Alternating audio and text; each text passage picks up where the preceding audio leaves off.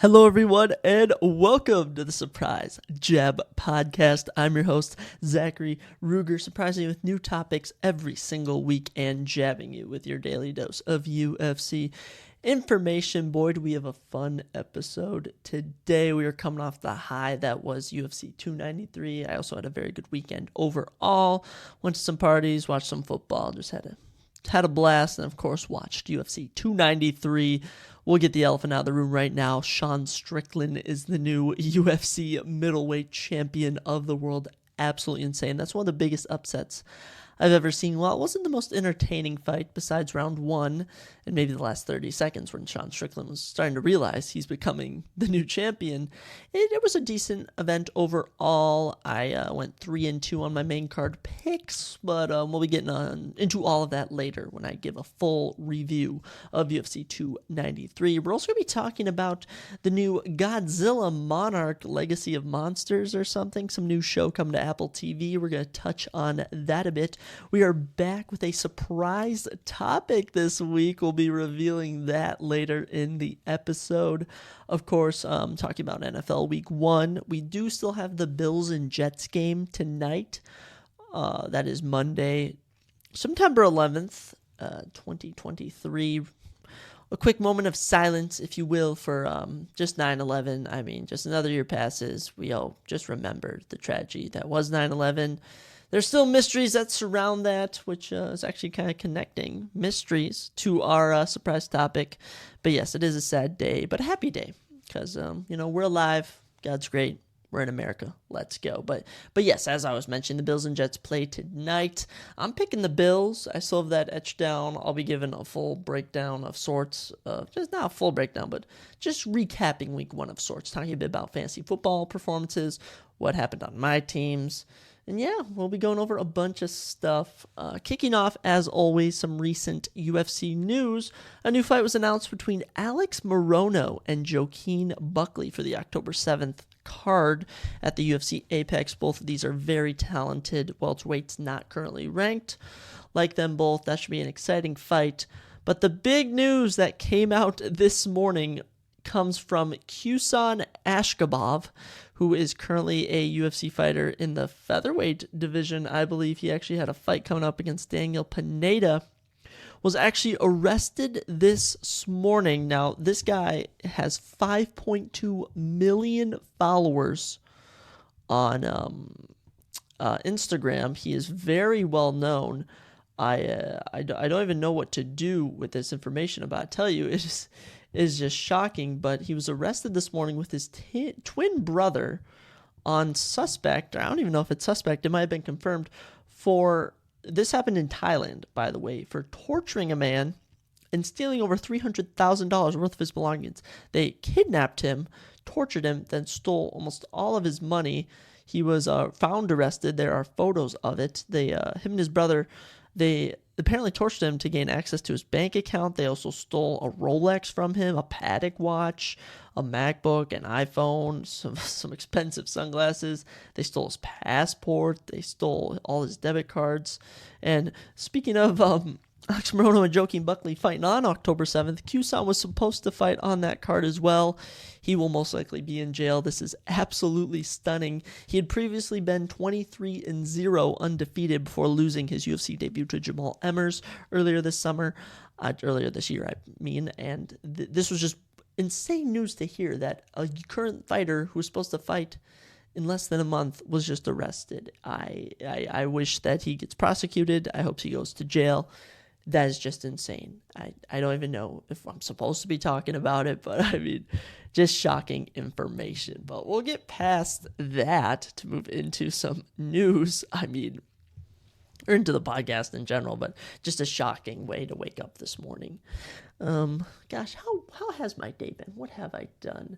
Slept in late as usual. On my days I don't have class, I always stay up too late. I'm always watching Kill Tony, man. I love Kill Tony with Tony Hinchcliffe, brings up comedians. It's on YouTube.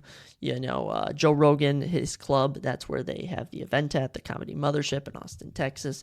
Very much enjoy watching that show. I would love to go to a live taping of it. Hopefully whenever I have time and money to travel to Texas, heck yeah, I'll be down to do that. But Let's get into some of our staples of the show, as we'll be previewing, I should say. I'm either reviewing or previewing, it feels like.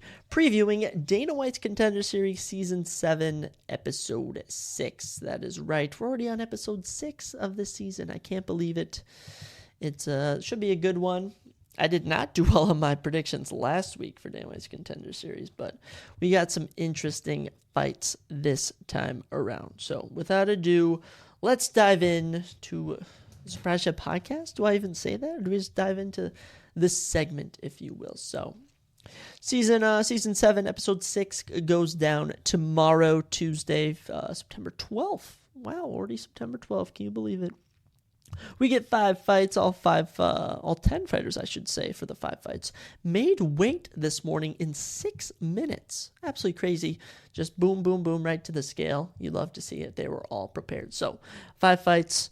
I'll give a little spiel about them, then I'll predict who I think is going to win. You guys know how it is if you've been here, but if you don't, that's how we do it. So let's get into it. Kicking us off, we are in the men's bantamweight division as we have Gene Matsumoto taking on Casey with a K Tanner. No nicknames for either man. Gene 13-0. Casey 6-0. We got 2 undefeated fighters. Someone's O has got to go. Casey's got an inch in height at 5'7" to 5'6". He's also got an inch in reach, 69 inches to 68. Gene Matsumoto is from Brazil, 24 years old, currently already 13-0, very impressive. 3 KOs and 5 submissions to his name. Love to see it. He has an orthodox stance. I don't have much to say. He's really good on the ground, also good on the feet.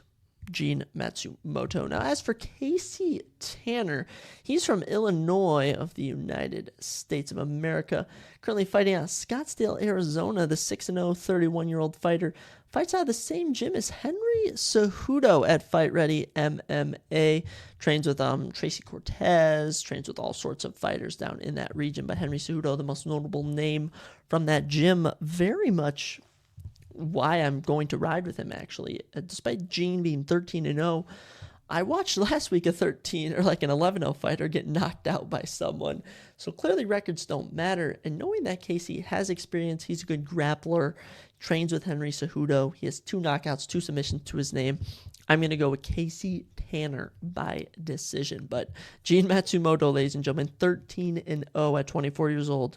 8 of those have been finishes. Very exciting opening fight. And yeah, bantamweight fights rarely disappoint, especially on the Contender Series. Moving into our second fight of the evening, we're in the women's strawweight division, the ever-rare women's fight on the Contender Series. Dana White loves getting new women on the roster, so let's check out these ladies as we got Julia Polastri taking on Patricia Alujas. Julia the Dragon Polastri, Patricia the Angel Alujas. Julia is 11-3, Patricia 9-2. Julia 5'2", Patricia 5'4". Patricia's got an inch in reach as well, 64 to 63. So a bit of size to Patricia, but nothing really too well. Julia 5'2", very short woman. Julia actually fought on the Contender Series on Season 5, Episode 3 back in 2021. She lost to Jasmine Jasudavicius. Jasmine Jasudavicius. I don't know if that's how you pronounce her name. She's currently 3-1 in the UFC, coming off a big win over Miranda Maverick in Canada. That's where she's from. And she has a big fight against number 14 ranked Tracy Cortez, actually this upcoming Saturday at UFC Noche, the Mexican Independence-themed UFC event, which we'll be covering in full later in the week. But yes, Julia, that's her only loss. Since that, she's gone on a 3-fight win streak. She's 25 years old, from Brazil, 4 KOs and 2 subs of her, was it 9 or 10? I just said it, of her 11 victories. So she likes to get the finish when she can. But yes, her only loss was to Jasmine, and Jasmine just out-grappled her through 3 rounds, 8 minutes of control time on 4 takedowns. As for Patricia, she is actually from Paraguay. I have never heard of a UFC fighter from Paraguay, so I find that very fascinating. She's 27 years old, currently on a 5-fight win streak of her 9 victories, 4 by knockout, 2 by submission. Look, Patricia, this is going to come as an oddball prediction. I'm actually going to go with Patricia by submission. We'll say in round 1 to spice it up. I always like putting out the spicy round 1, round 2 finishes. The Angel, Patricia. I'm riding with an angel over a dragon for any of my biblical folks. We know who wins in the end, the Angels. I always love doing weird things. But yeah, I feel like it'd be cool to get a Paraguay fighter on the card. Julia clearly got out-grappled by Jasmine. I think Patricia could give her some issues. That's my prediction for that fight. But hey, Julia, she's fought some good competition, a bit more experience, and she's been on the Contender Series. She knows what it entails. I should phrase that as. Moving into our third fight of the evening, of our Tuesday evening, which I love. Pretty much all my weeknights are full now with something to do. Giving me little time to DoorDash. I've been trying to DoorDash some more. I went out, made like $50 in 2 hours. Super good Friday. But I'm trying to afford some money, some spare change to go to the UFC event in Minneapolis, December 2nd. So hopefully that is going to be a good main event. I'm hoping for some good fight, but not to sidetrack us too much. Stephen Huynh versus AJ Cunningham in the men's featherweight division is up next. Stephen the Ninja Huynh, AJ the Savage Cunningham. Ooh. Stephen is 8-1, AJ 10-2. Stephen 5'11", AJ 5'10", 73 inch reach for Stephen, 71 inch reach for AJ. A switch fighter for Stephen and orthodox for AJ Cunningham. So a bit of size for Stephen, nothing too noticeable. I'll tell you what is noticeable. This is actually Stephen's third time on the Contender Series. I kid you not, his third attempt to get into the UFC. His first one on season 3, episode 6, back in July of 2019. He got knocked out by a flying knee by Alan Cruz in round number 3 with 20 seconds left. Tough going for him. Last time out, season 5, episode 4, back in September of 2021, he would beat Theo Relang by unanimous decision, but not enough to impress Dana White, unfortunately. Stephen, he is currently on a 2-fight win streak, fighting out of Kansas. It is Kansas of the United States of America. He trains at Fortis MMA under Sayuf Saad, very prolific gym. They have Alex Morono, who we mentioned earlier, Ryan Spann, who recently was in the co-main at UFC Singapore, Diego Ferreira, a ranked lightweight, Jeff Neal, top 10 welterweight, Alonzo Menfield, top 15 light heavyweight. Stephen trains with some very, very good competition. Not competition, I should just say fighters in general. He's 8-1. His only loss was that Alan Cruz knockout, and that was a very close fight. Might I add, Stephen actually beat him in round 1. Alan got him in round 2, and Stephen was probably losing round 3 before he got knocked out. But hey, he's back. He's better than ever, and he's here to take on the Savage AJ Cunningham, 10-2 at 29 years of age. He's from Arkansas, the United States, southern part for any of my international listeners. Of his 10 victories, 3 by knockout, 4 by submission. He's currently riding a 3-fight win streak. AJ, I am sorry, but I'm giving it to Stephen Huynh by, we'll say, round 2 knockout. Really hoping Stephen can get the win here. Just knowing the fact that this is his third attempt on the Contender Series shows me that Dana really wants to give him the opportunity, thinks he belongs, but just needs him to show just one more time he can do it. Plus, he trains with some absolutely great fighters. Sayuf Saad is an amazing MMA, I would say coach, but just the mind. He has a great MMA mind for the art of mixed martial arts, and I really do believe Stephen Huynh can get it done here. Plus, his only loss was on the Contender Series, so he clearly has the skills to not lose to lower ranked people. However, I'm phrasing it. We'll go Stephen Huynh in round number 2 by knockout. In our co-main, as I always say, if you want to call it that, it's not officially the co-main event, just the 4th fight, second to last of the evening. Jhonata Denise. Hanata Denise, I got it. It's Hanata Denise versus Eduardo Neves. I knew I was going to get the name. Eduardo Bebazo Neves. Hinata Dinez does not have a nickname, but maybe he will after he wins. Hinata is 5-0. Eduardo 7-1. Hinata 6'4". Eduardo 6'2". Both some big boys in the heavyweight division. 79-inch reach for Dinez, 78 inches for Neves. Both orthodox fighters, both similar. Pretty much just a bit more experience for Eduardo. Renato Dinez from Brazil, 32 years of age. 5-0, all 5 of his wins by knockout. Not really much to hear from him. Knockout artist. Finished all of his fights in the first 2 rounds. Or maybe even round 1 from what I'm seeing. They have him listed as a couple wins by retirement, so I don't know what Sheerdog's referring to by that, or Tapology. Those are some of the sites I use, but there's that. As for Eduardo Neves, we do have some stuff to pick off from him.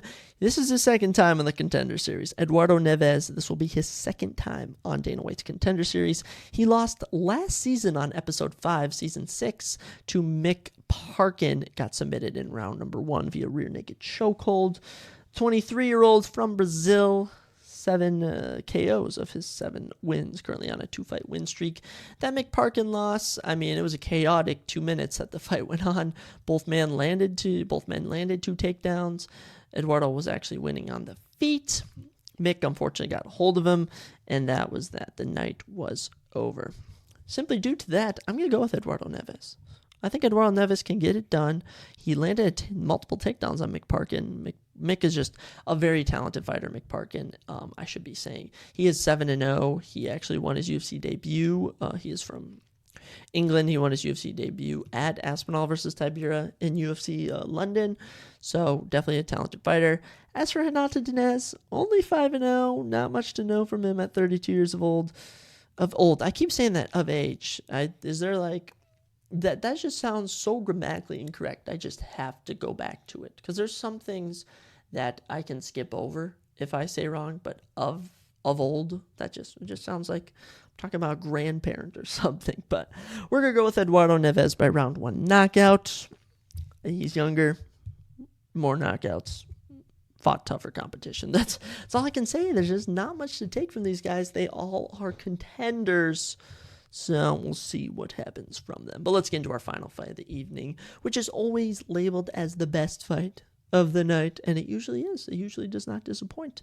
This time around, to close out episode 6 of season 7, we have James Goku Lontop, versus Malik Hardknock Lewis. James is 13-2. Malik is 6-1. This will be Malik's second time on the Contender Series. He was knocked out by Trevor Peek on episode 6, or season 6, episode 8. In round number 2, he was landing some good takedowns on Trevor Peek. Landed 4 of 8, but Trevor Peek was able to sling it together and beat him on the feet.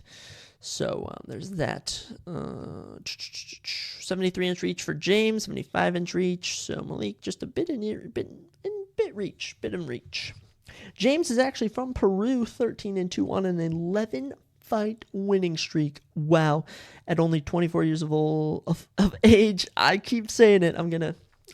Oh man, 7 knockouts and 1 sub of his 13 victories. James is a force coming out of Peru. As for Malik, 27 years of age, 27 years old. I don't even know how I'm going to say. I'm just going to say they're 27 years old. That's how I should phrase it. Coming off of 1 win. Before that was his loss to Trevor Peek. He is from Texas. Of his 6 victories, 5 by knockout, 1 by submission. Look, Malik, I know you lost Trevor Peek, who's a very good UFC fighter. However, I just think James has his number. He's from Peru. He's younger. He is on an incredible run, 11 fights. I mean, 8 of those have been finishes. Just, hey, I'm going to ride with James Lonthrop we'll go round 1 submission just for the degenerate gamblers out there. I always like picking the longest odds on the Contender Series because one time I've actually hit. I mean, I don't actually put down money, but I predicted this guy named Zach Reese to get round 1 submission, and he did, and that's how I took first in a verdict poll or verdict event picking, whatever it is. I don't know. But that's your breakdown for Dana White's Contender Series, Season 7, Episode 6. Should be some good fights going down tomorrow night. I'll make sure to catch them, but To recap my picks, we're going to go with Casey Tanner by unanimous decision. We're going to go with Patricia Lujas by submission. Stephen Huynh by knockout. Eduardo Neves by submission. And we'll go with James Longchamp by submission. I always like going with the submission picks. They're more fun. I mean, because the odds, actually, knockouts and submissions, they're both 50-50 on who's going to get what. So it's very fun to pick. But yes, that's the breakdown for episode 6. I mean, it doesn't matter too much. It's just Dana White's Contender Series. But I always love Dana's reactions when he doesn't like a fight. I think it's more funny than when he actually likes a fight. So, I mean, I'll be interested to watch it tomorrow night. But, I mean, moving on to something else besides Dana White's Contender Series. Dana can't take up all of our podcast time. We got a new TV series from the Monsterverse universe. That's Paramount's Godzilla world. You know, the films Godzilla, Godzilla King of the Monsters, Kong Skull Island, Godzilla vs. Kong. They have a new show coming out on November 17th on Apple TV Plus called Monarch Legacy of Monsters. The trailer just dropped, a teaser, if you will, an official trailer. I don't know what they're labeling it, but it looks super good, and I'm here for it. It stars Kurt Russell and Wyatt Russell. That's Kurt Russell's actual son. They're going to play the same character at different ages, which I love. Wyatt Russell also played... What's a role I could give you? He played Captain America in that Falcon Winter Soldier series. What was his name? John Walker or whatever. He was supposed to replace Captain America. He was super good in that, a very good actor. So much so that people actually send him hate speech in like real life, which really tells you you're a good actor when you have people like get mad at you about a character you portray. But yes, a ton of other people from other past films, some new actors and actresses, Anna Sawai, Marie Yamamoto, Andrew Holmes, Kiersey Clemens, Ren Wadabe, and also the great John Goodman make a cameo appearance, sort of like some hidden footage, I believe, from Kong Skull Island. He was a researcher in that film, good lead in that. Love John Goodman. So here's what the official description is for the show. Let me know if this sounds interesting to you guys. It does sound interesting to me personally. So following the thunderous battle between Godzilla and the Titans that leveled San Francisco and the shocking revelation that monsters are real, Monarch Legacy of Monsters tracks two siblings following in their father's footsteps to uncover their family's connection to the secretive organization known as Monarch. Clues lead them into the world of monsters and ultimately down the rabbit hole to Army Officer Lee Shaw, which is Kurt Wyatt Russell's character, old and young for both of them, taking place in the 1950s and half a century later, where Monarch is threatened by what Shaw knows. The dramatic saga spanning 3 generations reveals buried secrets and the ways that epic earth-shattering events can reverberate through our lives. This is being produced by Legendary Television. And actually, one of the executive producers is Chris Black from the show Severance, Matt Fraction from the show Hawkeye, and Matt Shackman, who was one of the developers, producers on Game of Thrones, is going to be directing the first 2 episodes. So very much love that. Sounds kind of interesting. I think it's taking place after the first Godzilla film, if I'm right, or maybe the second Godzilla film. I don't exactly know, but it certainly does look good. I always love TV series where they're taking the CGI from real life blockbuster movies and putting it into a TV series, so it's going to look super, super good. Legendary's Monsterverse franchise, it began with the 2014 film Godzilla, which was super good. I personally think the first Godzilla is one of the best. It feels so real. You don't see a lot of Godzilla until the end, which sort of adds this mysteriousness to him.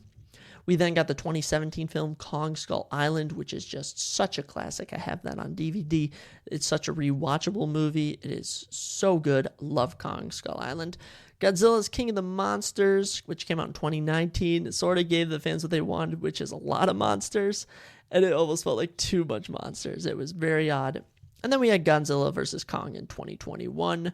I was personally underwhelmed by the film, but still good nonetheless. And after this series, the next film in the franchise is actually Godzilla x Kong, The New Empire, which is slated for April 12th of 2024.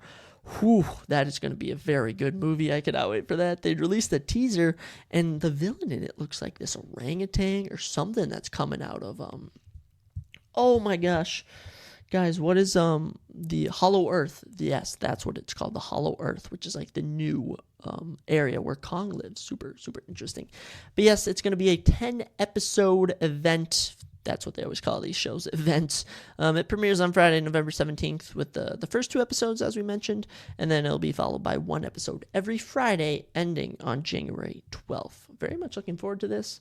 I'm a big fan of all those movies, and I haven't really found any shows lately that have just been captivating me. Just been watching YouTube. I've wanted to get back into watching The Sopranos, but after I took the whole summer off, just because I didn't really have time to watch, like binge a show, I completely forgot everything that was going on. Then I tried to get into Arrested Development, and that's just an okay show. It's super funny, but watching YouTube's much easier. But yes, I will for sure be checking out this Monarch Legacy of Monsters. But I gotta wait like 2 months for that, so it's kind of not fun when you have to wait so long for things you're looking forward to.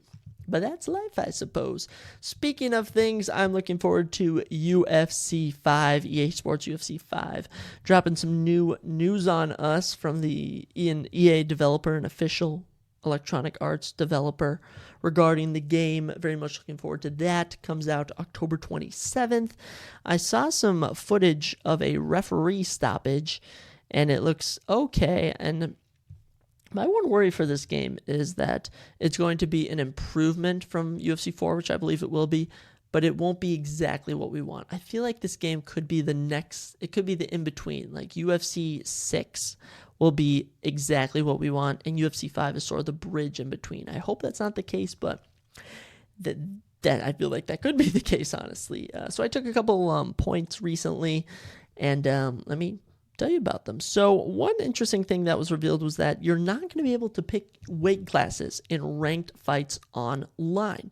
I don't know exactly why, but I feel like this could be from someone specifically playing one fighter on a weight class over and over and over and just ranking up that way. So if it's randomized every single fight, you're more likely to try out different things, have a better chance against someone. I can definitely see it. Another thing is that in the UFC 5 trailer, people believe they have found Hasbulla in the background. They're thinking that he could be a playable character. I don't know if that's going to be the case, but he could definitely make a cameo of sorts as a ringside viewer, a cage side viewer. I mean, he was there at Islam Makhachev's fight against Charles Oliveira. So without a doubt, Hasbulla could be in the game. I love Hasbulla. Some people don't like him. I find him hilarious. He looks like a little boy, and he's like a grown man my age. It's a super weird thing. A new addition to this game, or could be coming from past games, is custom fighter entrances, such as when Israel Adesanya does one of his cool entrances, Alex Pereira doing his bow and shot thing, Daniel Cormier sprinting down the row or whatever the entrance, and I very much like this. The entrances are definitely lacking. You get one brief glimpse of them walking, then they're getting pat down, then they're in the octagon. It's a very short thing, which is good for people who just want to play the game, but for someone like me who truly likes to appreciate the realism of it, I very much will be looking forward to this feature. My most favorite news that has been revealed is that there will be over 300 plus fighters at launch. 250 of those will be unique people. The other 50 are going to be, alter egos, playable characters that like such as Bruce Buffer, Dana White, Mike Tyson, Fedor, Muhammad Ali. But hearing that we're going to be getting a ton more fighters, I'm hoping we get some new ones. I'm hoping they get rid of some. Very much looking forward to that. And apparently going to be updating on a month-to-month basis, as they usually do. UFC 4 did a very good job of adding fighters. They're just missing a couple right now, I'll say. They're kind of done updating this game, but you know what? I'm still going to play it until UFC 5 comes out. So very much looking forward to that. Sadly for online fans and even just rural playing, there is no in-game voice chat.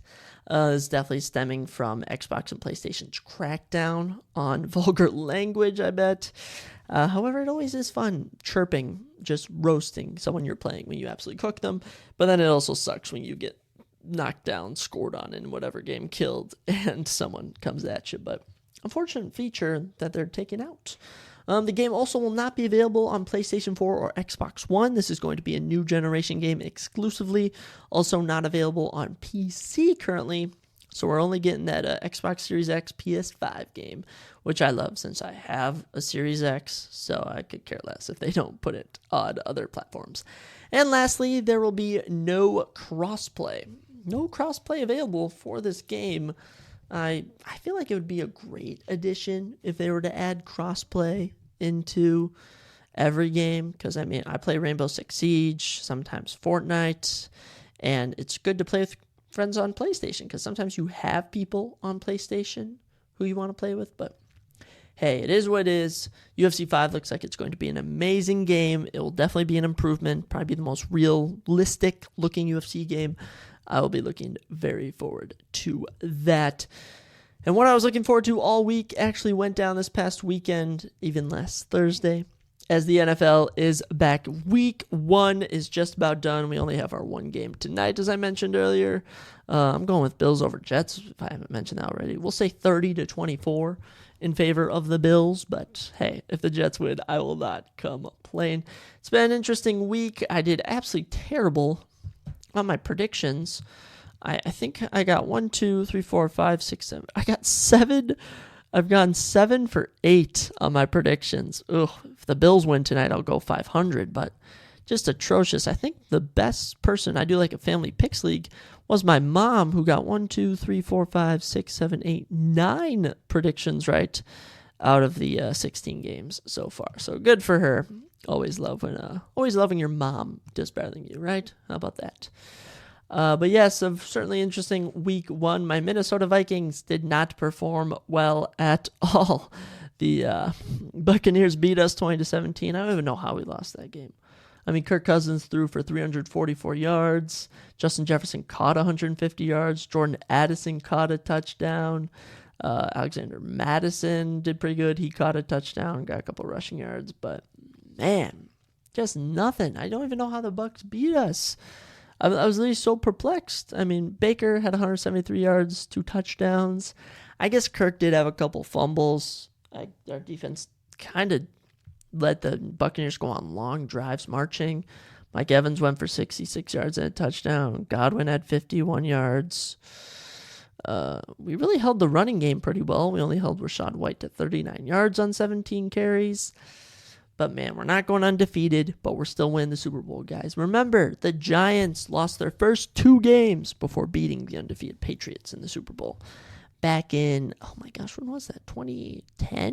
2011? 2009? It's been so long. I forget what happens. But yes, I'll go over all the games quickly. Kicking off, just because I realized that I haven't recorded one since last Thursday, is that the Lions actually beat the Chiefs. We kicked off the NFL year with a huge upset. The best fantasy performance in that game was Patrick Mahomes with 19.54 points. But, man, Kadarius Toney needs to be cut, all right? Kadarius Toney dropped like 3 crucial passes. Just an atrocious effort from him. The best wide receiver for the Chiefs was Valdez-Scantling. Wow, just kind of a bad performance from the Chiefs, but the Lions, I got to give it to them. Lions look good, especially as being a divisional rival. I hate to see it. Goff doesn't even throw a pick. David Montgomery goes for 74 yards and a touchdown. Monron St. Bras, 71 yards and a touchdown. Even Josh Reynolds caught 80 yards. Sam Laporta from rookie tight end for the Chiefs, also doing pretty good. Good for the Lions. I like them. But I'll tell you what did not make me happy. That was the Packers winning. Oh my gosh. Just I knew the Bears were bad. Like, honestly, I wasn't really like riding with the Bears this year, but the Packers blew them out of the water, 38-20. Aaron Jones gets 26.7 fantasy points. This is all on ESPN, by the way. Jordan Love gets 23. And shout out to Romeo Doubs, who gets, on only 26 yards receiving, 2 touchdowns. Very impressive stuff for him. But yeah, Aaron Jones was killing it. Jordan Love was killing it, throwing for 3 touchdowns. Respect to him. Justin Fields, supposed to be MVP caliber, supposed to be one of the top quarterbacks of the year. 216 yards, a touchdown, interception, and 59 yards rushing. Not the most impressive performance. Leading wide receiver was Darnell Mooney with 53 yards and a touchdown. So not too bad. Not too bad for him. The NFC North kicking off. Lions and Packers in first. Bears and Vikings in last. Gosh darn it. And who we're taking on next weekend? The Eagles squeaked out a tough win over the Patriots, 25-20. Leading scorer for the Eagles was their kicker, Jake Elliott, with 18 points. Devontae Smith in second with 17.7. But shout out to the Patriots, man. Wide receiver Kendrick Bourne catching 64 yards, catching 6 passes for 64 yards, 2 touchdowns. Ramondre Stevenson had 64 yards receiving. Zeke, 29 yards rushing. Nothing too impressive there. But Mac Jones, 316 yards, 3 touchdowns, a pick. Not too shabby. Just wasn't really getting it done. Jalen Hurts just wasn't really getting it done for the Eagles. I mean, they got the win, but it was all thanks to the kicker. I don't really know what to say for the Eagles, but maybe the Vikings can squeak out a win over them. I would greatly appreciate it. What else happened? The Browns upset the Bengals. 24-3. The Bengals put on the most atrocious performance of the day. Joe Burrow goes 14 for 31 on completions for 82 yards. Joe Mixon rushes for 56 yards. And the leading wide receiver was Jamar Chase with 39 yards. The defense for the Browns was on point. Their defense actually, how many yards they give up? They did not give up many yards. But the leading fantasy performer for the Bengals was Joe Mixon with 10 points. So very poor performance. Sean Watson, ladies and gentlemen, 154 yards, a touchdown, a pick. Nick Chubb rushes for 106. I don't know. That was kind of a sloppy game. We'll touch another sloppy game was the Ravens and the Texans. The Ravens win 25-9. Zay Flowers pops off for 17.7 fantasy points, which incorporated 9 receptions for 78 yards. So Zay Flowers was an absolute beast. Odell caught 2 passes for 37 yards in his return. Lamar having a very underwhelming day, 169 yards, a pick, and 38 yards rushing. J.K. Dobbins, though, tragically out for the year. I don't know, did he tear his... J.K. Dobbins tore something. Was it his Achilles? Was it a hamstring? He did something. J.K. Dobbins, your NFL career is probably over before it began. Very sad stuff for him. Another boring game, the Saints and the Titans.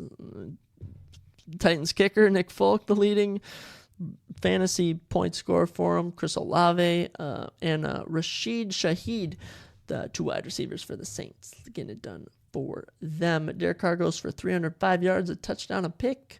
Jamal Williams runs for 45 yards, but Chris Olave with 112 yards on 8 receptions, who was a stud. But the worst quarterback performance of the day, I would say Joe Burrow, who only threw for 84 yards or 82 yards. But Ryan Tannehill throws for 198 yards and 3 picks. 3 picks on 16 for 34 completions. Just terrible performance from him. Titans are looking very bad this year. Poor DeAndre Hopkins. I don't know why DeAndre Hopkins would sign with the Titans. That was not a good idea. I'll tell you a team that was looking good, the Falcons, man. Oh, my goodness. Ty Algier and Bijan Robinson both looking tremendous. Ty goes for 2 touchdowns and 75 yards rushing. Bijan, am I saying his name? Bijan Robinson, 27 yards in receiving on 6 receptions, gets a touchdown, and also rushed for 56 yards. Desmond Ridder goes for 115 yards and a touchdown. It was more getting done on the ground. As for Carolina, Bryce Young, 146 yards, a touchdown, 2 picks. Miles Sanders runs for 72 yards. Leading wide receiver was actually the tight end, with Hayden Hurst getting 41 yards and a touchdown on 5 completions. A team that was looking very dominant, I will say, was the Jaguars. It was a close one, I will say, actually. The Colts put up a fight. Anthony Richardson proving he is a starter quarterback. 223 yards, a touchdown, a pick. He also rushed for 40 yards and a touchdown. Michael Pittman on 8 receptions gets 97 yards and a touchdown. But it's Jacksonville, ladies and gentlemen. Trevor Lawrence, 241 yards, 2 touchdowns, and a pick. Travis Etienne Jr. rushes for 77 yards and a touchdown. Tank Bigsby got a touchdown. Calvin Ridley went for 101 yards and a touchdown. Zay Jones, 55 yards and a touchdown. the Jaguars are going to be a problem. They're definitely going to be a problem. And as I mentioned on the last podcast with Dane, this is their division to lose. A dominant performance by the 49ers, who blow out the Steelers 30-7, which I thought was going to be the biggest win of the day. We'll get into the biggest win of the day in a second, but Brandon Ayuk with arguably one of the best fantasy performances of the day. 129 yards for 2 touchdowns receiving. Debo gets 55 yards and 5 receptions. Christian McCaffrey rushes for 152 yards and a touchdown. And Brock Purdy goes for 220 yards and 2 touchdowns. Very good stuff from the 49ers. Steelers, kind of an underwhelming performance. Kenny Pickett, 232 yards, a touchdown, 2 picks. Najee Harris rushes for 31 yards. Nothing much there. Leading wide receiver was Allen Robinson with 64 yards. And Pat Freiermuth did catch 1 pass for a touchdown before he got taken out to be evaluated for injury. Interesting stuff there. To round out our, 12 o'clock? 12 o'clock games was the Cardinals and Commanders. Cardinals put up a fight, man. I'll give it to them. The Commanders had to earn this victory. The Arizona defense gets 20 points. Absolutely impressive stuff from them. They pick off Sam Howell once. They force some fumbles. Good stuff from the Cardinals defense, but Commanders are able to squeak it out. Josh Dobbs only throws for 132 yards. That's all he did. Just a very underwhelming game. One of those technical battles, if you will, on the football field. Commanders starting out 1-0. The Raiders and Broncos competing in a very close matchup. Definitely not the Broncos of last year. I'll give them that. Russell Wilson goes for 177 yards and 2 touchdowns. Cortland Sutton catching a touchdown. Good win for them, but I mean, Jacoby Myers, 9 catches, 81 yards, and 2 touchdowns. Jacoby and Jimmy Garoppolo getting that New England connection. I don't think they played at the same time. I don't know if they did, but good stuff from them. Devontae not getting very involved, honestly. Devontae Adams catches 6 passes for 66 yards, but Jacoby Myers was the stud. He did get hit pretty hard in the 4th quarter. I don't know what happened to him. In my personal game of the week, the Dolphins beat the Chargers 36-34. Honestly, game of the week in my opinion so far. And in the most impressive fantasy performance, not only that you'll ever see, because I mean it's just another day at the office for Tyreek Hill, but just the most impressive performance of week 1. Tyreek Hill goes for 44.5 fantasy points in a PPR league. Listen to these stats. 11 receptions, 215 yards, 2 touchdowns. He was unstoppable as Tua throws for 466 yards and 3 touchdowns. Did throw a pick, but it don't matter. Also, shout out to Raheem Mostert running in a touchdown on 10 rushes for 37 yards. Wow, this was an impressive performance by the Dolphins, coming out, getting a big week 1 victory. But honestly, the Chargers did not perform bad at all. Justin Herbert, 228 yards and a touchdown. Austin Eckler rushes for 117 yards and a touchdown. Kelly rushes for 91 yards and a touchdown. Herbert even rushed 5 times for 18 yards and a touchdown. Keenan Allen, the leading wide receiver, with 76 yards on 6 catches. Good stuff from Austin Eckler for Austin Eckler fantasy owners. He dropped a 26 bomb. Good stuff, man. Good stuff. What other game have I? I'm missing 2 games. 2 more games for our little week 1 breakdown. The Rams beat the Seahawks 30-13, and it's actually what's this guy's name? It's like Paku Nakua, wide receiver for the Rams, 21.9 fantasy points. He goes for 119 yards on 10 catches. Matthew Stafford was loving him. And speaking of Stafford, his big return goes for 334 yards on 24 completions. Good stuff for him. Cam Akers runs in a touchdown. And, oh my gosh, Williams, is it Keon Williams? Whoever the Williams is, for the backup running back for the Rams, ran for 52 yards and 2 touchdowns. It's killing me. I can't remember his name. Is it like Keelan? Is it Keon? I think it starts with a K. I can't recall. Also, T. Atwell, 119 yards on 6 receptions for the Rams. Good performance by the Rams. Seahawks, man, just could not get it together. Tyler Lockett disappointed me in fantasy. DK Metcalf was able to catch a touchdown. But Geno Smith, 112 yards, a touchdown. Kenneth Walker ran for 64 yards. Just Zach Charbonnet, 11 yards rushing. I mean, the Seahawks just did not do much. And unfortunately for them, the Rams were able to take advantage of that. And the Rams of last year appear to be gone. And if they perform like they did today, once they get Cooper Kupp back, this could be a team that comes to compete. I love it. I love it. And we'll end it out with our Sunday night football game. Oh my goodness, I witnessed a massacre on TV. I didn't even watch the game. I just kept checking on my phone. But the Dallas Cowboys beat the New York Giants 40-0. 40-0. Absolutely insane performance by the Cowboys. The Dallas defense gets 35 points in fantasy. I believe they had 2 touchdowns. It was crazy. Tony Pollard getting it done, 70 yards, rushing for 2 touchdowns. CeeDee Lamb had 77 yards on 4 receptions. Dak didn't do much. It was pretty much just the defense just killing the Giants. I mean, Graham Gano missed 2 field goals. What else? Daniel Jones actually got taken out in the fourth quarter. 104 yards and 2 picks on 15 for 28 completions. Saquon only rushes for 51 yards. Darren Waller was the leading wide receiver. Leading receiver with 3 catches for 36 yards. Wow. Dallas is here to compete. They put up the most dominant performance of week 1, and they earn my team of the week as of right now, depending on how the Bills and Jets game goes. Wow, so big upsets all around. But man, 15 teams currently can now go undefeated. 15 cannot. We'll see who the 16th team could be. Obviously, they won't, but it's always fun to think like, oh, my team won week 1. We're going to win the Super Bowl. Not the case. The Vikings are going to rally and win the Super Bowl. You heard it here first. This is our year. It might not be our year. I won't lie. It was a really tough week 1.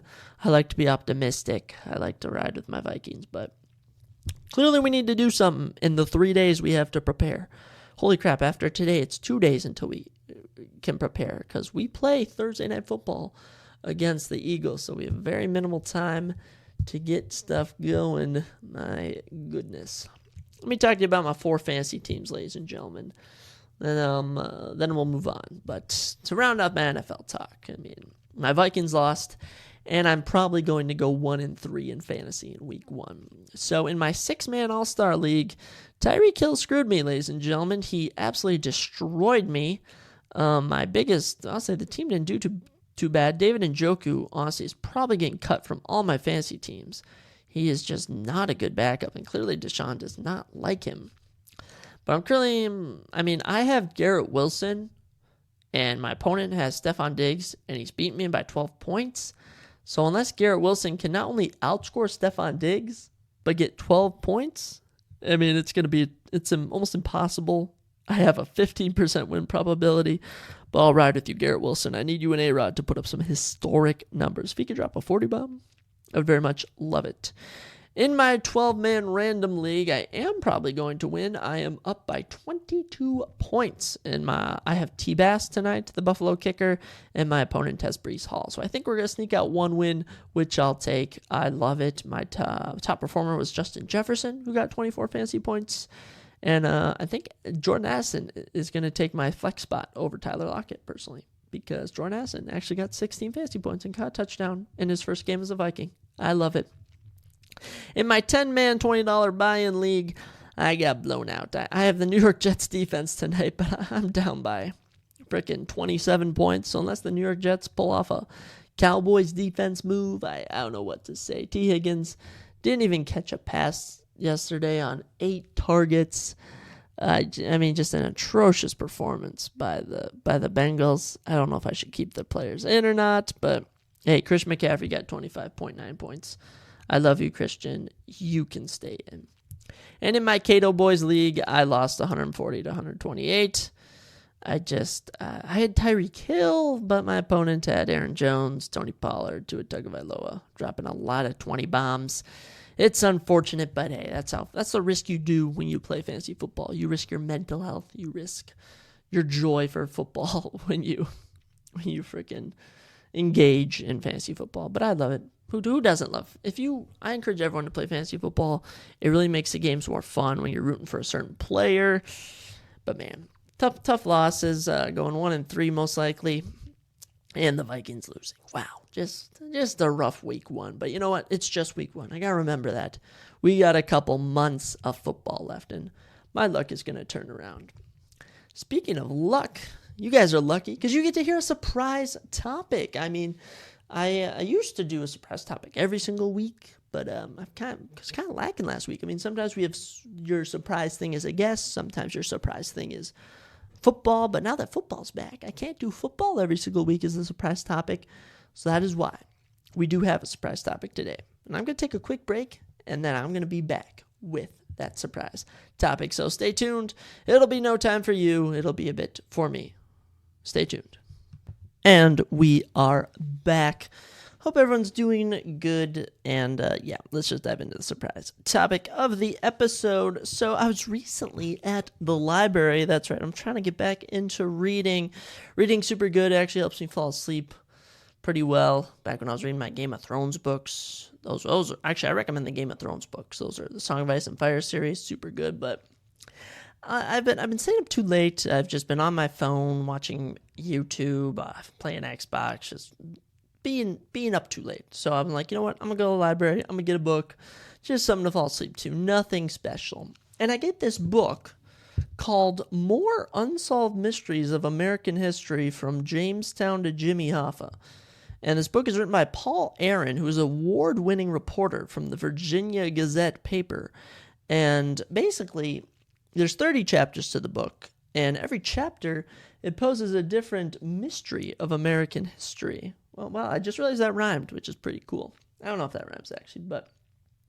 And basically, it just takes you through all these different I don't even know if you want to call them conspiracies or mysteries, probably the perfect word. And I figured that every single week on my Tuesday episode, or Monday episode, whenever I record the episode, that I will read whatever that day's mystery is, and I'll give a little review of it.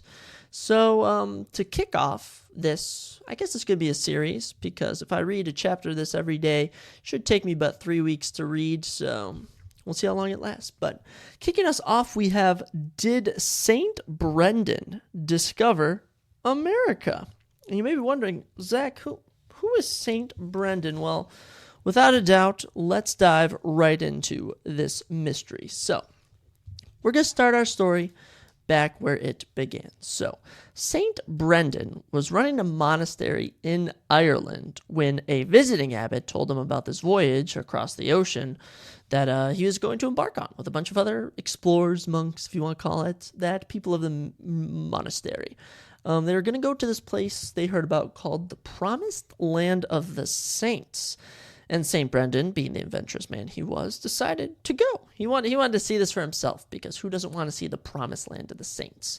So sometime in the middle of the 6th century, they can't really date exactly when they went on this voyage. Brendan and a number of other monks, they set sail in a small little boat, just framed with wood, covered in oxhide. And they went off on their adventure, and he kept track of everything. One island he said they visited was filled with giant white sheep, and another was covered with hymn-singing birds. Ooh, how fun. They found a huge pillar of crystal floating in the middle of the ocean, surrounded by pieces of marble, and a whole island was on fire, according to him. It was incredible that they were being pelted by hot rocks from this island. And Brendan described it as being the edge of hell. He said they had reached the edge of hell since they were monasteries. They were God-fearing men. He said another island appeared rocky and black, and the monks went ashore to cook a meal. And as soon as they did, cauldrons began to boil, and the island started to move, and the monks scrambled back into the boat, and Brendan figured that the island was actually the ocean's largest fish. He said there were also spacious and woody islands, and one with luxury colors and fruit unlike anything he had ever seen before. And finally, after 7 years, the monks made it to the so-called Promised Land of the Saints, where a young man told the monks that the land would be given to their successors. Brendan then returned to Ireland. He returned back to his monastery, and he wrote down his whole story. He kept track of it all and wrote it down in a famous, would you call it a book? Would you call it just a memoir or whatever? the Navigatio Sancte Brendani Albatis. It's just basically a Latin manuscript by an anonymous author. And scholars dated this Navigato back to sometime after AD 800, which was at least 100 years after Brendan's death, judging by when he would have gone on the journey, came back and wrote the thing. The story was tremendously popular throughout the late Middle Ages. I mean, understandably, given its mix of maritime romance and Christian theology, which was very prolific at the time. Most modern scholars viewed this Navigato as a work of literature, though not history. Brendan seemed to have more in common with King Arthur or Odysseus of Greek mythology than with an actual historical figure, but many place the work in a genre of early Irish literature known as Imrama, which is fantastic sea stories is what Imramas were. So Brendan's story fit in perfectly in that. But the key difference between his story, Brendan's, and an Imrama is that the Navigatio contained navigational directions and a detailed description of the places that all the monks had visited. And by plotting their course on a map and comparing the descriptions to actual islands, historians thought to reconstruct Brendan's journey. And many concluded that the promised land of the saints was in North America. And if this was the case, Brendan would have reached America about 1,000 years before Christopher Columbus. Dun, dun, dun. And that's just the opening. So, moving on, among those who tracked Brendan's voyage was this man named Geoffrey Ash, Geoffrey. Is that Geoffrey? I believe that's Geoffrey. Geoffrey Ash in the 60s and Paul Chapman in the 1970s. Geoffrey Ash was a medieval historian, and Paul Chapman was a World War II navigator. He was very familiar with the North Atlantic territory. He used to ferry planes across the ocean, kick some Nazi butt. Paul's a good guy. So is Geoffrey. And some of the islands that Brendan had described, they're fairly easy to identify, and most historians agreed that these islands were which. The sheep and the birds were most likely in the Faroes, which is an archipelago in the North Atlantic, right between Scotland and Ireland. And even though the sheep weren't giant like Brendan described, and the birds weren't singing hymns, I mean, obviously there were both of those. So obviously he could have added some of his own elements to it, but the birds and the sheep both checked out. And actually, Faroes is Danish for sheep, and the island of Vagar, where they were on, is known for its different kinds of sheep, so that connects very well. The crystal pillar is theorized that it could have been an iceberg, so which would have been likely as the monks were headed north, and what could have been the marble they were describing could have just been patches of ice that have broken off from the iceberg. The hot rocks, you may wonder, molten slag from erupting volcanoes near Iceland. According to some speculation from historians, this would have been farther south near the Azores, but both are areas of volcanic activity up in that region. The moving island, they believe, is a tall tale, but whales were common around the Faroes area, so they could have saw a whale, and a whale would definitely match the description they gave. And they could have just lied and said they were on the back of one, or they could have climbed on the back of one. Who knows? But that's probably more doubtful. But whales were much more prolific in the 7th century than they are today, or even in the 60s or 70s when this was going on, when they were trying to chart this journey. So for Brendan enthusiasts, the story could be seen as confirmation that the monks were all in and throughout that area. So they actually did make the journey. Now, it does get a bit trickier to keep verifying the tale, as Brendan and his company drifted for 20 days, apparently. Then they were swept west for another 40 days before they reached this large wooded island. And Paul Chapman concluded that this must have been the heavily forested Barbados, Barbados, of course, in that area, but would have been very much forested back in the day. Heading north from there, the fruit that they had mentioned could have been grapefruit, which was native to the Caribbean islands and was unknown in Europe at the time, as no one had been that way. And Geoffrey Ash was less certain of all this, saying that only the effect of the whole passage is the West Indian. So he basically was saying that they did not make this journey. They went to the West Indies. But Land of the Promised Saints is even more amorphous. Ooh, big word. There were another 40 days at sea, a number of those recurring something they was more compared to biblical, like, you know how they say, like, oh, Jesus spent 40 days 40 nights, the Israelites spent 40 days 40 nights. So Paul and Joffrey were both kind of thinking that it was more so of just biblical elements being thrown into St. Brendan's story. From these theories, the case was that the Navigato alone could not make the case for the Irish in America. That is what the two were drawing from all this. There were no other medieval Irish texts anywhere in North America at that time. Brendan had a minor role in the 9th century Life of Saint Machulis, which is another saint that wrote his own thing. It was a 10th century thing called Life of Saint Brendan. They both wrote one, and these texts were useful in confirming Brendan was a real person who was renowned for sea voyages, but neither offered any detail of the Navigato. There were, however, 3 medieval texts that did place the Irish in North America. Surprisingly, these did not come from Ireland, but from Iceland.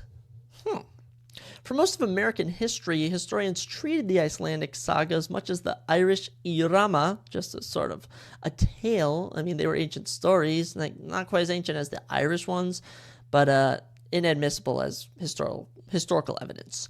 But all this changed when a Norwegian archaeologist called Helge Ingstad uncovered a North spindle amid the remains of a village in northern Newfoundland. And this was the proof that they had been looking for, that the Norse had indeed reached and settled in America hundreds of years before Columbus.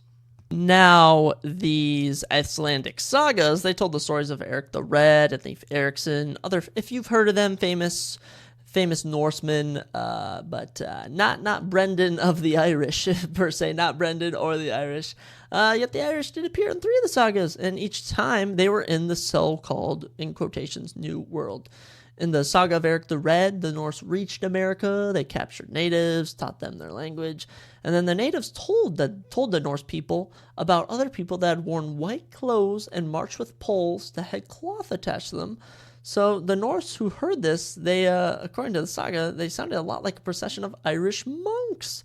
And another saga mentioned a land west of the North settlement in America, which some called Ireland the Great. And the third one had a lost Norseman wash up on American shores, where natives spoke a language that he thought sounded like that of the Irish.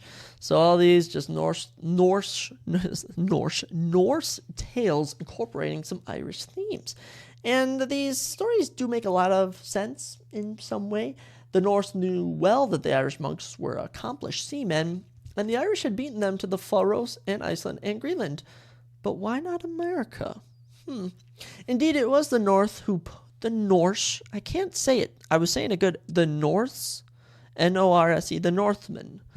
It's like North, but it's like Norse. It's very interesting. They pushed the Irish monks out of Iceland, perhaps prompting them to head west. This was sometime in the 9th century, which was too late for Brendan to be the first Irishman to reach America, but still well before Leif Erikson, even let alone Columbus, many years before Columbus. There were a number of problems with this theory, however. First, the sagas were vague about the location of this so-called Ireland the Great that was mentioned in the second saga. And if the 9th century Irish monks headed west from Iceland, they would have come to Greenland before America, and they might very well have founded a colony there. Second point, there's no archaeological evidence that the Irish made it to America, because no one has found an Irish equivalent of Ingstad's apparent North spindle. And the third reason to disprove it was Leif Erikson, the North, didn't reach America before the end of the 10th century, more than 100 years after the Irish monks had left Iceland. So either these monks had reached Old Testament-like ages, or they had met some Native American women and abandoned their vows of chastity, per se, if you know what I'm getting at. Most modern historians, therefore, they would deny Brendan's claims. Even some of those who believe the Irish reached the West Indies weren't sure it was Brendan. But Ash writes, over a period of 200 or 300 years, many Irish monks besides Brendan actually made voyages. And as so often in legend making, the most famous figure came to be credited with deeds not authentically his. Ash concludes that the Navigato was not so much the record of a specific voyage as an allogram of knowledge the Irish accumulated, not only from their own travels, but from studying traditions and legends from Plato's Atlantis to the Celtic otherworld, per se. Samuel Eliot Morison, the premier chronicler of the European voyages across the ocean would grant neither Brendan nor any Irishman an American landing even in the West Indies. He said, "We are not straining the evidence to conclude that Brendan sailed for several trips on the circuit of Hebrides, Shetlands, Faroes, Iceland, possibly as far as Azores, but discovery of America, no." So he would be willing to give him credit for a majority of places, but not for America. The imagination of certain modern writers, no whit less than that of the early storytellers, has brought Brendan to Newfoundland, the West Indies, Mexico, and even the Ohio River, Morrison continues.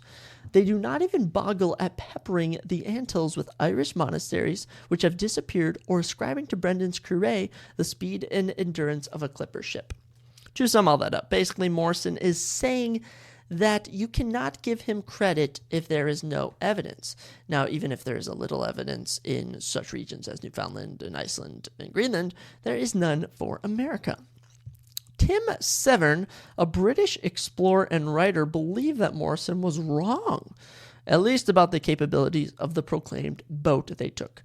To prove this, Tim stitched together 49 oxhides, stretched them over a wooden frame, put together a crew, and in May of 1976 set sail from West Ireland on a ship he called, ironically, Brendan, and reached the Faroes in June in Iceland. He reached the Faroes in June and Iceland in July. There he rested until May of 1977, when him and his crew headed west. Less than 2 months later, they reached Newfoundland. Now, the only difference was Severin had equipped his boat with a bit of modern equipment, which included a radio, but the medieval equipment, such as the hides and that stuff, was very true. And the crew actually patched some leaks in the middle of the ocean just to prove that it would happen in real life. The trip did not, of course, prove that the Irish monks had reached America, merely that it was technologically possible with the ship they had apparently made. The leather boat some had feared would disintegrate right off the coast, but it made it across the Atlantic Ocean. So the self-proclaimed boat, Brendan, had demonstrated that the voyage could be done, but in the final analysis, the only conclusive proof that it had done would be if an authentic relic from an early Irish visit is found one day on American soil. So the only way that these historians will prove that St. Brendan found it first is if they find an Irish relic. Now, I just want everyone to assume for a moment that Brendan had reached America, or as Geoffrey Ashe said, that the Irish monks at least knew about America. The question would then arise, what did Columbus know about Brendan and the Irish? Because since the Navigato was so widely known, Christopher Columbus may very well have read it or have at least heard about it, because a pre-1942 globe includes the Isle of St. Brendan in what could be constructed as the West Indies. Chapman believed Columbus followed Brendan's route and intentionally hid the fact so that he could claim the New World for Spain. Now, that does seem a stretch, especially since most of Columbus's biographers, including his own son Ferdinand and most recently Morrison, as I had just mentioned, maintained that the Admiral Paul was searching for a new route to Asia, not a new world. Indeed, even after Columbus reached America, he continued to describe it as an island, or perhaps a peninsula off the Asian mainland. Still, even the most skeptical historians, such as Morrison, don't deny that Brendan may have been an inspiration, and therefore, in some sense, a forerunner to later explorers, including Columbus. No, here is not a discovery of a new world, Morrison writes, but a captivating tale which led men of later centuries to sail into the unknown, hoping to find Brendan's Islands, confident that God would watch over them. If anyone wants to investigate further on this, they can read the Navigato Sancte Brendane Abbatis. They can read Geoffrey Ashe's Land to the West, Samuel Eliot Morrison's The European Discovery of America, The Northern Voyages, Paul Chapman's The Man Who Led Columbus to America, or Tim Severin's The Brendan Voyage. Very interesting chapter, very interesting mystery if St. Brendan discovered America. Personally, to give my thoughts, if the Navigato is true, I easily think he could have found America. But judging from the route he took, it's potential he may have landed more in the islands. Let me pull up a map. Okay, I've acquired a map. So if we're in Ireland right now, and they're sailing upwards towards like by Norway, Sweden, Finland, Iceland. Let's say they wrap around Iceland between that and Greenland, Denmark, which it's being called as, and it's coming back down. It's very well more likely that they could have discovered Canada before like the actual United States, which at the time would have been North America in general. So it is very tough to say, but just to say it, I think St. Brendan might have discovered America. I think if we're following his path, and I'm looking at this correctly, he wrapped around Iceland, past Greenland, and would have sailed directly if he went straight into North America. So I'm going to say St. Brendan did discover America. After everything I just read to you, how do you guys feel? Let me know what you guys think. If you think St. Brendan discovered America, some people have tried to disprove it. Some people have tried to prove it. But as for now, Christopher Columbus is still being credited as the man who discovered America, or North America. I get America and North America all mixed up. I guess they're all in the same area. But yes, that was fun. I very much enjoyed it. It's always like reading something new, sort of going over all the mysteries. But yes, that was your surprise topic for the week. I hope you were surprised. But it's time to jab you. It's time to jab you with your daily dose of UFC. As a UFC 293 went down this past Saturday, September 9th, in Sydney, New South Wales, Australia. Very good event. Interesting stuff all around.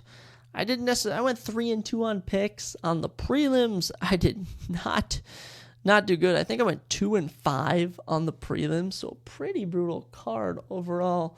We're still up all time in picks, but man, let's dive into it. Let's give a little recap of all the fights. Kicking off the night, we had a welterweight contest between Kevin Josette and Kiefer Crosby. Kevin, native of Australia, Kiefer from the same gym as Conor McGregor. Kicking a pretty even matchup throughout the first round. I mean, both on the feet, it looked like Kiefer was actually landing a bit more, but with just under a minute left, Kevin was able to land a takedown, getting 45 seconds of control time, and cinched up a nasty rear naked chokehold, putting Kiefer out. Kevin gets a round 1 rear naked choke in 4 minutes and 49 seconds. Good job to Kevin, but Kiefer just left his neck wide open. There was just no shot that Kevin wasn't going to cinch it up and get the finish. Very good for the Australian crowd. Got him going early. Very much a good way to start the evening. Kevin improves to 9-2 and will most likely continue in his UFC journey. As for Kiefer, falls to 10-4. I don't know if they're going to bring him back. We shall see. We went from the welterweight division to the featherweight division. And Gabriel Miranda, who had been coming off a brutal loss to Benoit Saint Denis over a year ago, had been taking on Shane Young, who had been on a 3-fight skid. And man, the game plan was very straightforward for Gabriel Miranda. He took Shane Young down, he took his back, and he submitted him in 59 seconds. Rear naked chokehold as well. They're easy money for Gabriel Miranda. I mean, just no opposition from Shane Young at all. And good win for Gabriel. And I'd have given him a performance bonus. I mean, he didn't get one. They only gave out 2. They've only been giving out 2 lately, but hey, you get props from me, Gabriel. Gabriel Miranda improves to 1-1 in the UFC, 17-6 overall. As for Shane Young, he's now on a 4-fight losing streak, been finished in 2 of those. He'll probably be cut. Actually, 2-5 overall in the UFC, so not good at all. But man, clearly Gabriel Miranda belongs in the UFC, and now his only UFC loss is to Benoit Saint Denis, who we know is an absolute killer in the UFC. So, good win for Gabriel. That got the night started off good. And then we ran into a very interesting scenario, moving on to our next prelim in the welterweight division. Blood Diamond took on Charles Radke in a very lame round 1. Charles landed a takedown, had almost 4 minutes of control time. Blood Diamond, then in round 2, we get controlled for 2 minutes, 45 seconds more, looking a bit better on the feet. Round 3, he would throw things together despite being controlled for 3 minutes, would string together 42 total strikes to 20 in favor of Blood Diamond. He would lose a point, sadly, but, that's just how it goes. Charles Radke gets the decision. He improves to 8-3. Blood Diamond falls to 3-3 professionally, 0-3 in the UFC. Blood Diamond will not be back in the UFC. Now, as for the post-fight interview, Charles Radtke gets on the mic and basically calls I don't know why I'm saying basically. I'm not even going to sugarcoat it. He called the Australian crowd P-word, A-word, B-word, F-word, and not the F-U-C-K word, the F word that you call gay people. He used a offensive slur in his post-fight interview, and DC literally whipped the mic away from him, got right out of the octagon. It was like, Charles, what are you doing? And they mentioned this to Dana in the post-fight, in like the press conference afterwards, and Dana was like, look, he messed up. Charles did apologize. But these guys, they just went through hell fighting. They're going to be a bit amped up. So I do understand it, Charles. I'm glad you apologized. You can get easily canceled nowadays if you say that. And you may think that's the last time we bring up that word tonight, the FAG word, but it actually isn't. Someone else said it, which we'll talk about later. An interesting night in New South Wales. Let's move on to another prelim fight, this time in the lightweight division, between Nasrat Hakpasarat and Landon Quinones. Landon coming off this past season of The Ultimate Fighter between Chandler and McGregor. He unfortunately lost, but they gave him a chance here to step in on short notice to take on Nasrat Hakpasarat, UFC vet of 6 years or so. And man, this was a close one. Nasrat gets a unanimous decision victory, 30-27 across the board. But man, Landon put up a fight. 171 significant strikes to 148 in favor of Nasrat. This was a bloody fight, super entertaining, good striking battle. Happy for both these guys. And, Landon, he falls to 7-2-1 now. He unfortunately lost, but it proved he can hang with some of the best in the UFC. Nasrat, decent unranked lightweight, now 2-0 in his last two fights, a little win streak going on. And his last two losses were to Bobby Green and Dan Hooker. And before that, Drew Dober. So Nasrat's clearly fought some of the best. Little 2-fight win streak now. We'll see what's next for him. And I mean, he could very well take on the guy who we're about to talk about next, as another lightweight fight went to the unanimous decision, as Jamie Mullarkey, Australian native, beats John McDessie, outboxes him through 3 rounds, most impressive in round number 2, 37 significant strikes to 21, gets the unanimous decision, 29-28 across the board. Good win for Jamie Mullarkey. He, coming off a big loss, this was a good bounce back win for him. He's now sitting at 3-1 his last 4 fights. As for John McDessie, on a little 2-fight losing streak, 1-3 his last 4. It's John McDessie probably gonna be taking on up-and-comer next, but I really like Nasrat Hakpasarat versus Jamie Mullarkey as a potential fight to do next. So I say do that, UFC.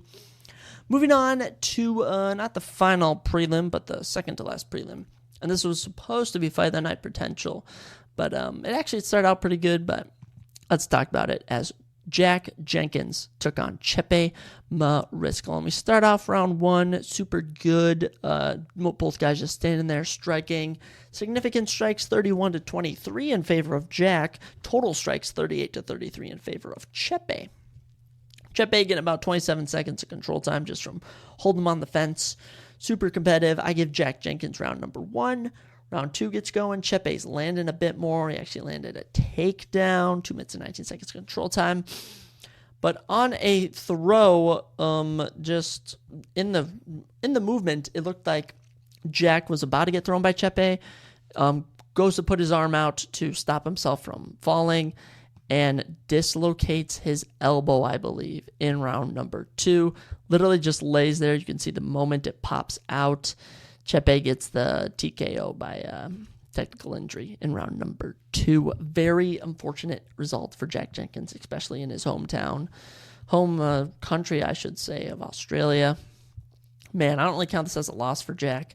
Personally, I mean, he got hurt. He was looking good. It was a close fight. But hey, it is what it is. Jack is now 2-1 in the UFC, but Chepe Mariscal, 2-0 in the UFC. Both wins now over Trevor Peek and Jack Jenkins. Chepe improves to 15-6-1. He's looking good, and he should be getting very good featherweight opponent next. I'd like to see him against someone like David Onama or like Sungwoo Choi, someone like those guys. Very good stuff from Chepe. Jack, I wish you a speedy recovery. Injuries suck, man, especially when it's to your arm. Oh, gosh, it looked painful. Moving into our final prelim of the night, super entertaining, as Carlos Ulberg took on Da Woon Jung, and oh my goodness, quite the fight. So, round one, Carlos drops Da Woon. I thought he was going to finish him. Da Woon's able to survive, makes it to round two. Carlos takes round one. Round two, another close round. Carlos outboxing him by just a bit, 24 strikes to 23. Da Woon hanging in there. I think Carlos was up 2 heading into round number 3. Da Woon Jung, though, and Carlos both landing takedowns. Carlos getting the advantage. And then with about 40 seconds left, Carlos is in full mount on Da Woon's back and has a rear naked chokehold locked up. And, just holding it in really tight. We're like, gosh, that's as tight as you get tap. It makes it to the bell. That's that. Carlos Ulberg is going to win a unanimous decision. Good stuff. And then a UFC cameraman points out that Da Woon Jung actually tapped at the 11 seconds until the bell rang at the 4-minute, 49-second mark of round number 3. Okay, so what I'm saying is basically with 11 seconds left in the fight, Da Woon tapped, but no one saw it.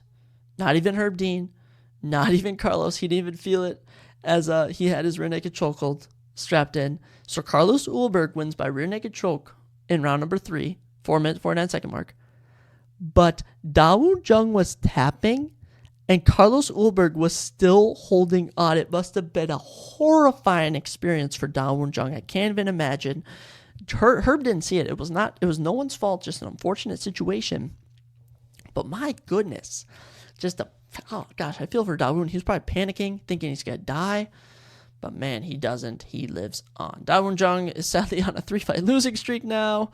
So I don't know what's going to be next for Da Woon. But as for Carlos Ulberg, Carlos is now on a 5-fight win streak, 4 of those finishes. And he called out Dominic Reyes, who is currently ranked number 13 in the men's light heavyweight division. I love it, Carlos. You should be back to fight pretty soon. I hope so. I mean, out of his last 4 UFC fights, he's knocked down his opponent. So Carlos can swing, and Carlos can absolutely submit you. Good win for Carlos and Da Woon Jung. Just know I'm here for you. That is absolutely horrifying that you were tapping and the choke was still cinched in. He didn't even go to sleep too. Good for Carlos. But without ado, let's dive into the main card. It was a super interesting one, to say the least. I was actually at a party the whole night, so I was like half watching it. I basically pulled it out on my phone, and it just had it like on the counter with like a beverage in front of me, just holding my phone, and everyone kept crowding around me. It was actually a super fun experience. If you ever want to be that guy at a party, pull out your phone and whip up UFC. Kicking off the night, we had a light heavyweight matchup between Tyson Pedro and Antoine Turkaljian. Tyson, a native of Australia, this was his home turf, and man, he wasted no time. 2 minutes and 12 seconds in, he lands a punch to the head, puts him out, lands a couple follow-up punches, and that was that. Gets up, does a sick, sword celebration, and man, Tyson Pedro gets the win. Should have given him a performance bonus personally, but is what it is. He is now 3-1 since his return after a 4-year hiatus. And man, good stuff from Tyson. As for Anton, now on a 0-3 in the UFC, he'll probably get cut. Tough luck for Anton, but man, good win for Tyson Pedro in the light heavyweight division. I mean, he could fight Da Woon Jung for all I care, or he could. I don't think Carlos Ulberg is probably on the come up, but man, good win for Tyson Pedro. You could have him fight Ian Kudalaba. You could have him fight maybe someone like, gosh, who do we want to get out? Maybe Bogdan Guskov, who just fought. I don't know. A lot of options for Tyson Pedro, but good win. I was very happy. The next fight up, man, I wanted to pick Justin Tafa. I had some outside forces telling me to pick Austin Lane, so I went with Austin Lane, but man, Justin Bad Man Tafa is a bad man. He knocks Austin Lane out in 1 minute and 22 seconds and gets the performance bonus. That is right. The Australian native gets it done. My goodness, good job, Justin Tafa. In his last 4 fights now, he has knocked out his opponent in round number 1. The only time he hasn't was when Austin Lane poked him in the eye. So, good win for you, Justin Tafa. I love it. As for Austin Lane, he is now an awkward 0-1 with a no contest in the UFC. Very odd. Hopefully they give him one more chance, but hey, it's just how it goes. Justin Tafa is a beast. I love Justin Tafa. Just his energy. I mean, his younger brother is super good too. So, hey. And, honestly, Justin Tafa could be ranked in the bottom 15 come Tuesday. And as for who should be next for him, Rodrigo Nascimento, Marcos Rogerio de Lima, have him fight Derek Lewis, have him fight Marcin Tybura, Jairzinho Rozenstruik, Alexander Romanov, have him fight anyone in the bottom 15. I want to see Justin Tafa be ranked. So I'm hoping Justin Tafa can get a ranked opponent after this. If not, who knows? But good win for you, Justin Tafa. Then next up, we had our fight of the night between number 10 ranked men's flyweight Manel Kape and short notice Felipe Dos Santos. Felipe Dos Santos supposed to fight on Dana White's Contender Series last week. Instead, got called up to fight Manel Kape. How about that? Super good fight, super competitive. It is 29-28, 29-20, and 30-27, all in favor of Manel Kape. Round 1, Manel actually dropped him in a super competitive striking battle. Felipe went 0 for 3 on takedowns as Manel outstrikes him 38-32. Round 2, another close striking battle as Felipe goes 0 for 1 on takedowns. Manel outstrikes him 37-35. Round 3 comes around and Manel actually lands a takedown as Felipe fails to get one. 39 significant strikes to 32 in favor of Manel Kape. The total significant strikes at the end of the fight, 112 on 61% land rate for Manel Kape, and Felipe Dos Santos lands 99 at 32%. I mean, Felipe threw 310 total strikes. Not the best land rate, like 30%, but man, Felipe Dos Santos clearly belongs in the UFC. And let's make Manel Kape versus Kai Kara-France. They were chirping him. And as I mentioned, someone else dropped the old FAG bomb, the old anti-gay slur, and it was Manel Kape talking to Kai Kara-France. And DC was like, oh, I'm not getting caught at all. They almost got me with Charles Radke. They're not getting me here. And he whips the microphone away. But, Manel went and apologized, said he loves gay people. And, at least they didn't say the N-word. At least, you got to be careful. When you're all amped up, you can't be saying slurs, okay? Charles Radke, Manel Kape, take note from this. So every fighter should take notes. Don't say offensive things after you pick up a big win. But yes, good win for Manel Kape. He's now on a 4-fight win streak now, gets his first performance bonus in the UFC. Let's make him versus Kai Kara-France, who's currently ranked number 5 in the men's flyweight division. I say make it a fight night. I mean, our last men's flyweight fight night between Kai Kara-France and Amir Albazi was a competitive fight. Very good. I say we do that here as well. I very much like that. I very much enjoy that. Let's move into our co-main event. We're just rolling right along as Alexander Volkov beats Tai Tuivasa with a round 2 Ezekiel choke. Man, very tough for the Australian fans. Tai Tuivasa, a legend of the Australian game. But Alexander Volkov had his number. I mean, round 1, Alexander Volkov drops him. Out significant strikes him 51-15. Tai was just not on. Then in round number 2, Tai slipped. Volkov got on top. I mean, 54 total strikes to 14. Locks in an Ezekiel choke. They were both tired. He gets the submission. I mean, he was on mount for an Ezekiel choke, and Ezekiel choke is basically you're on top mount and you're just squeezing their head. It is Alexio Linick does it very well if you ever want to see clips of it. He used to fight in the UFC before he retired, I believe, or got cut. I don't know, but man, oh man, it is a brutal, brutal submission. Alexander Volkov now improves to 37-10. Wow, 47th professional fight, 3 away from 50, and he's only 34. Wow, incredible stuff from Alexander Volkov. Actually, yeah, he's only 34. Wow, incredible. Good job, Volkov. He's on a little 3-fight winning streak, all 3 of those finishes. And, Alexander Volkov was currently ranked 7, just beat the number 6 guy. Going to move up to 6, but he's at an awkward spot, unfortunately, for Volkov. He holds a loss to number 5 Curtis Blades and number 4 Tom Aspinall. Number 1 Sergey Pavlovich and number 1 Shogun are not going to be in a region for him to fight, so Volkov could be sitting out for a while. Unfortunately, he could potentially take on Halton Almeida if he beats Curtis Blades. Or if Curtis Blades beats Halton Almeida, you could do a rematch. So, interesting stuff for Alexander Volkov. And as always, the Derek Lewis rematch will be there and will always be there. I want to see Derek Lewis and Alexander Volkov run it back, but good job for Volkov. As for Tai Tuivasa, man, 3 straight fights, been finished in rounds 1, 2, and 3.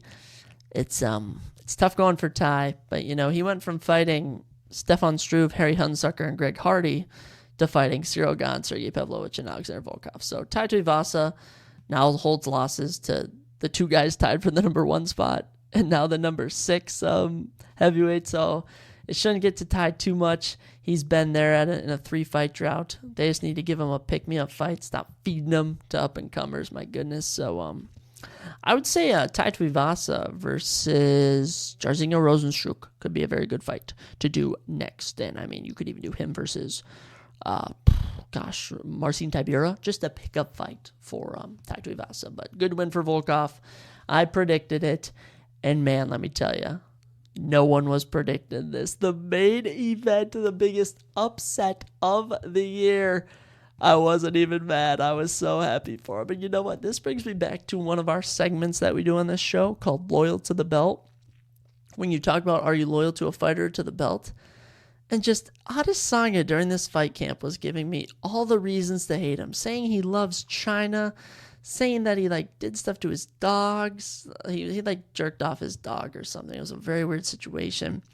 Painting his nails, acting all feminine. I don't know if he was overconfident, if he thought he didn't need to prepare for this, but Sean Strickland prepared, and Sean Strickland took over. Sean Strickland just became the first man in mixed martial arts to knock down Adesanya. Incredible performance from Sean Strickland. He wins the men's middleweight championship, the world middleweight championship of the UFC, by unanimous decision, 49-46 across the board. He dropped Adesanya with 20 seconds left in round number 1. He was already winning the round. He doubled his total strikes and significant strikes, and he didn't attempt a single takedown during the fight. Round 2 was the only round Sean Strickland lost, got outboxed by Adesanya, but round 3, competitive round, Strickland gets the edge. Round 4 and 5, his most dominant rounds. In round 4, he had a 60% land rate. In round 5, a 50% striking land rate. Total strikes, 137 to 94. Same for significant strikes. Sean Strickland is your new men's middleweight champion. Congratulations to Sean. Now on a little 3-fight win streak. Incredible stuff. As for Adesanya, now 1-2 his last 3 fights. A lot of people are calling this the downfall of the last style bender. I don't know, man. I don't know. Sean Strickland just went from the number 5 contender who won a fight night over an unranked guy in July to legit being the now number 5 pound for pound fighter in the world, I'm pretty sure. Izzy was ranked number 5 and he just beat Adesanya. You got to put Sean Strickland in the men's pound for pound at number 5. I just think so. Oh, man, just incredible stuff from Sean. Super happy for him. Man, what an upset. What an upset. This could be the downfall of Izzy, but we'll see. Dana wants a rematch immediately. I don't know how that will go, but Dricus Du Plessis still waiting in the wings for a title shot. Jared Cannonier wants a piece of that. And you got Paulo Costa and Hamza Chimaev fighting soon. So we will see what happens, but I will personally say I think you run it back or give Dricus Du Plessis a title shot. There's that, but man, what an event. What an upset. I love it. Man. But good job to Sean Strickland. I'll give it to him. One of our most controversial champions to date.